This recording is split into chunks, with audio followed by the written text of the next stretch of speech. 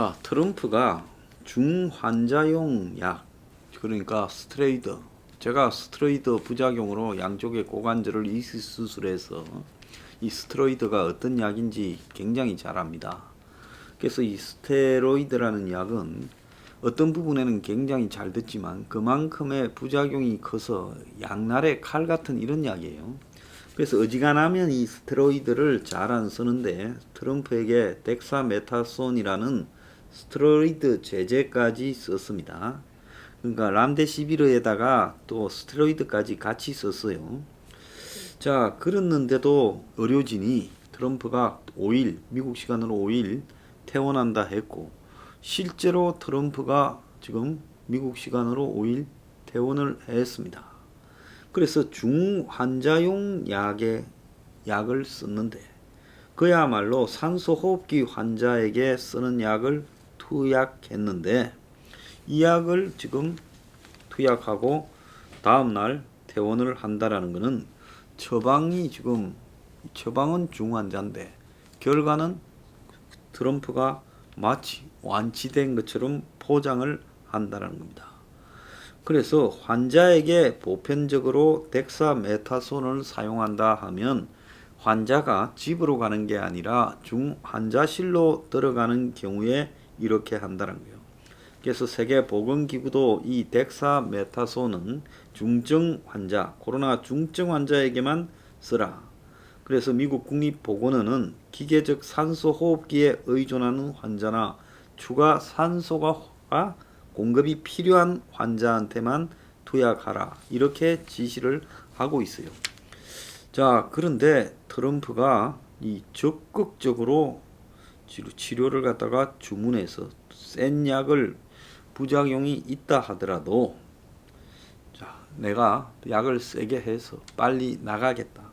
그래서 환자가 치료 결정권을 가지면 흔히 심각한 부작용이나 위험이 나타날 수 있다. 이게 이제 VIP 증후군이라고 이야기를 합니다. 그래서 트럼프 참모들도 트럼프 지금 심기를 살핀다고 지금 국민들을 상대로 거짓 답변을 했고, 그리고 주치의도 트럼프가 위중한 사실을 제대로 알리지 않았다고 홍보맨이냐고 비판을 받고 있습니다. 그리고 트럼프의 이 X선, 그러니까 이 방사선 사진을 지금 또 단청 촬영 사진 정보에 대해서도 제대로 이렇게 공개하지 않았어요. 이 사람은 병원에 입원해 있을 때도 깜짝 외출을 했습니다. 자, 그래서 지금 한 달도 남지 않은 여론조사에서 지금 트럼프가 바이든하고 격차가 12%, 어떤 데서는 뭐 한 8.5% 이렇게 더 격차가 벌어졌습니다. 지난 TV 토론 이후에 격차가 벌어졌으니까 트럼프가 자기가 건재하다라는 모습을 보이기 위해서 퇴원 만류를 뿌리치고 지금 퇴원을 해서 지금 이 병원 밖으로 나왔는데, 그런다고 이게 완치가 아니기 때문에 적극적으로 선거운동을 하기도 어렵다는 거예요. 그래서 일정 기간 격리 생활을 해야 되고, 그 다음에 예우를 이렇게 감안할 때 유권자와 대면하는 선거 유세는 지금 무리일 거다라고 지금 예측될 수밖에 없어요. 그래서 당분간 이 비대면 메시지와 트윗을 통해 지지를 호소하는 방법으로 선거를 끌고 갈 수밖에 없는데, 자, 이걸로 지지율 올리기는 어려울 거다. 이런 생각이 지금 드는 겁니다. MBC와 월스트리트가 발표한 여론조사에서는 53대 39까지 지금 차이가 났고, 그래서 지난달 여론조사 결과보다 훨씬 많이 벌어졌어요. 14% 차이가 났는데 지난달에는 8%였다는 겁니다. 그래서 이 트럼프가 지금 지난번에 그 TV 토론에서 말을 끊고 사회자와 싸우고, 또 최근에는 바이러스를 관리하지 못해서 코로나를 관리하지 못해 코로나에 걸리고, 자, 이런 부분으로 볼 때는 지금 사실상으로 트럼프 대선은 물 건너갔다라고 보는 게 미국 조야에 트럼프 주변에 있는 사람들도 그렇게 보고 있다고 제가 들었어요. 하지만은 트럼프이기 때문에 이게 이기기 위해서 막판에 무슨 짓을 할지 알 수 없다라는 지금 이야기까지도 나오고 있습니다. 자, 이런 상황에서 지금 10월 14일, 15일 그러니까 내주에 지금 워싱턴에서 원래대로면 한미 국방장관 연례 안보회의가 열리는데 이 자리에서는 지금 이 중요한 사안들을 갖다가 많이 의논하게 되는데 양국의 안보 현안에 대해서요. 이게 지금 직접 만날지 영상회의로 할지도 아직 결정이 되지 않았다는 거예요.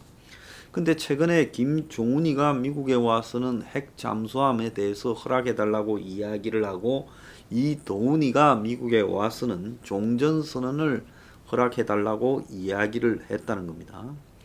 그래서 미국 측은 이미 미국 입장이 이 두 가지 문제에 대해서는 정해져 있다. 너네들한테 수도 없이 이야기를 했는데 이런 이야기를 왜 또 뜬금없이 하냐 이러는데 지금 이 한미 연례 안보 회의에서 한국이 가장 중점을 두는 것은 전시 작전권을 이번에 넘겨주라고 미국 측에 압박을 하고 있다는 거예요. 그래서 미국 대선으로 어수선한 상황에서 만약에 트럼프가 코로나에 걸리지 않았으면 한국이 뭘 물어다가 트럼프한테 북한 관련 수조를 해줄게 이렇게 이야기하면서 그 대가로 전작권 전환을 요구하려 했다. 이렇게 미국에서 예측을 하고 있어요. 그래서 핵 잠함을 던지거나 종전선언을 던지는 것도 다 미끼였고 실제로는 전작권 전환이 제일 쉽다. 미국에서 받아내기에. 근데 이것이 한국이 전작권 전환을 미국에서 가져왔다 하면 한미연합사가 일단 해체되는 거고 그것이 이제 이후에 유엔 사령부 해체 논의까지도 이어질 수 있으니까 아마 문가리 정권으로는 김정은을 끌어내기 위해서 김정은한테 줄 수 있는 가장 좋은 선물이 미국으로부터 전시작전권을 가져왔다. 그러니까 이제 미군이 하는 게 아니라 우리가 한다. 그래서 미군은 우리 허락 없이 한국에서 전쟁할 수도 없다. 이런 부분들을 이야기를 하려고 지금 요구하고 있는 걸로 추정된다는 겁니다. 그런데 지금 미국의 국방부 측에서는 조건이 맞지 않으면 해줄 수 없다라고 지금 이야기하고 있다는 거예요. 너네들이 무슨 한미 간에 훈련을 해야 전시작전권 전환을 해줄 건데 지금 오늘 아침 조선일보에 보면 한미 훈련 한 번 못하고 동맹이라 할 수 있나 미군 사령관이 공개 비공개적으로 불만을 제기하는 전례 없는 일이 벌어졌다. 방위비 협상이 시한이 1년을 넘겨서 지금 표류하고 있다. 자, 이런 상황이 심각한 상황으로 지금 가게 되지 않겠나 하는 우려도 나온다는 겁니다. 자, 그래서 폼페이오가 한국에 오지 않은 것도 이유가 있었다는 거예요. 그래서 양국은 한미 동맹이 기본이다, 철통 같은 동맹이다라고 말은 했지만은 실제로 양국이 지금 한미 간에 전작권 전환을 한다면서 훈련을 통해서 평가하는 것도 없어져 버리고 있고요. 지금 3년간 육군, 공군, 제병 협동 훈련을 하지 않은 데 대해 에이브럼스 주한 미 사령관이 한국 정부에 공식적으로 불만을 갖다가 제기한 것은 지금 한미 동맹이 완전히 해체되어 가는 과정이 아닌가라는 해석까지 나오고 있어요. 그래서 독수리 훈련 등 대규모 동원 훈련이 없어진 상황에서 한미가 육군 제병 협동 훈련까지 지금 하지 않는 것은 군사 동맹에 심각한 상황을 초래할 수 있다라는 우려까지 나오고 있습니다. 자, 폼페이오가 지금 이번에 한국을 오지 않게 된 부분에 대해서 트럼프 입원 때문에 그렇다고 흔히들 이야기를 합니다. 그런데 트럼프 입원 때문이라면 일본도 가지 말아야지. 일본까지 왔다가 한나절 잠깐 들렀다 갈 수도 있는 한국은 왜 안 왔느냐. 이 부분을 보면 한국에 오기 싫었다라는 부분이 분명히 있다는 거예요. 그거는 왜 그러냐면 이 폼페이오는 트럼프의 지금 대선을 앞두고 성과로서 쿼드 그룹이라고 해서 미국, 일본, 호주, 인도 해서 4개국 모임을 만들고 이렇게 하는데 그거 하기 위해서 엄청 공을 들이고 있지 않습니까? 미국의 인도 태평양 전략으로서 중국을 포위하기 위해서요.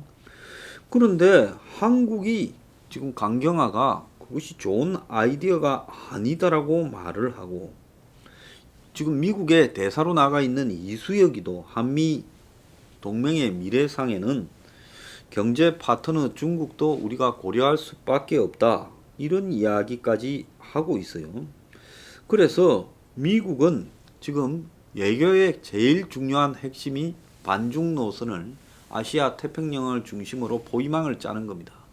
그러니까 제일 오른쪽에 지금 한국이 위에 서고 그 밑에 일본이 서고 그리고 대만이 서고 또 좀 내려가서는 지금 호주, 뉴질랜드가 서고 또 일선에는 베트남이나 이런 데도 좀 가담하고 타이완도 가담하고 이러면서 인도가 서고 해서 포위망을 구축하는데 제일 오른쪽에 위쪽에 서야 될 중국의 핵심 포위망에 들어가 있어야 될 중국과 전쟁을 했던 한국이 지금 경제는 중국 같은 희한한 소리를 하면서 장관이라는 강경화가 좋은 아이디어가 아니다 하니까 지금 미국이 화가 난 거예요. 그래서 폼페이오가 아이고 한국에는 가봤자 저것들이 우리 편 들 것도 없고 기껏해야 옥토버 서프라이즈라고 트럼프 대선과 관련되는 꼼수를 갖다가 내세우려고 하는 것 같은데 저 부분에 내가 잘못 건드리면 저것들한테 또 사기당해서 시끄러워질 가능성도 있고 그냥 발을 빼자 이런 식으로 지금 폼페이오가 결정을 한 걸로 보여요. 자, 바이든이 되면 그러면 대북 전략은 어떻게 갈 거냐? 철저하게 제가 봤을 때는 위에서 안 나서고 밑에서 실무자를 시켜서 비핵화를 하는지를 관찰하고 실무자들 의견을 존중하면서 오바마식의 전략적 인내로 돌아갈 거라고 보입니다. 그렇기 때문에 바이든이 됐을 때 한국에 대해서 좀 더 냉철하게 대하면서 전략적 인내로 이렇게 돌아갈 거다. 흔히 한국의 수구 꼴통들은 바이든을 친중이라고 하지만은 아니 친중을 따지면 트럼프는 친중 아니에요? 중국의 천안문 막루에 올라가서 대접받고 와가지고 또 중국에 제재 가한다 하다가 친중 발언하고 무역 전쟁 벌인다 하다가 적당히 수습하고 홍콩을 뺏어 먹어도 아무 말도 하지 않고 솔직히 트럼프처럼 저렇게 하면 결국은 중국이 타이완을 덮쳐도 미국이 개입한다라는 보장은 어디 있겠습니까? 그런데 비해서는 그냥 전통적 외교 전략으로 회귀한 지금 바이든은 오바마와 유사한 부분으로 북한에 대해서 거리를 두고 그냥 포위하는 구도로 가게 될 거다. 그것이 한국에 훨씬 나을 수 있지요. 자, 그래서 한국에 희한하게 수구 꼴통을 중심으로 형성되는 무슨 트럼프 보수 이런 말도 안 되는 황당한 논리, 자 이런 부분에 이제는 벗어나야 된다. 이것도 다 그 선거하고 이해관계 있는 자들이 만들어낸 부분이다. 미국이 그냥 북한에 대해서 거리를 두고 한국이 만드는 공작에 대해서 시큰둥하게 바라보면서 북한이 먼저 알아서 할 바다라고 전략적 인내로 가는 것이 현 단계에서 훨씬 효율적일 수 있다라고 저는 봅니다. 웃기는 거는 폼페이오가 안 온다니까 폼페이오 다녀간 직후에 한국에 온다는 중국의 왕이 외교부장도 한국에 안 온다고 합니다.